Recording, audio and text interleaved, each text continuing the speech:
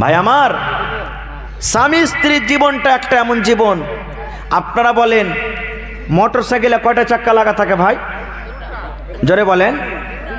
চাক্কা এক বরাবর থাকে না, মোটা মিহি থাকে? যে এক বরাবর আছে।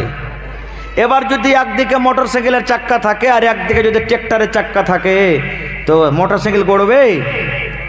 গড়বে কি? গড়বে না। ঠিক স্বামী স্ত্রীর জীবনটা হলো একবার এরকমই জীবন। স্বামী স্ত্রীর জীবন এরকমই হওয়া চাই।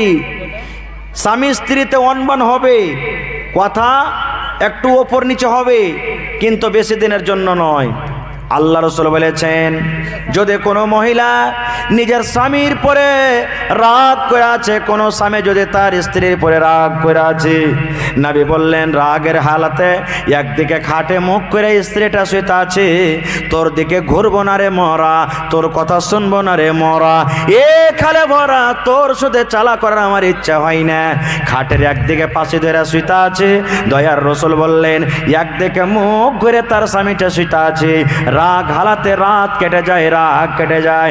এ মায়েরা খালারা, কত আপনার উপরে বদদোয়া হবে শুনেন। দয়ার নবী বলেছেন, ফেরেশতারা, আল্লাহর ফেরেশতারা ওই বেটি ছেলের জন্য, ওই নারীর জন্য, ওই মহিলার জন্য বদদোয়া করছেন রব্বুল আলামিন।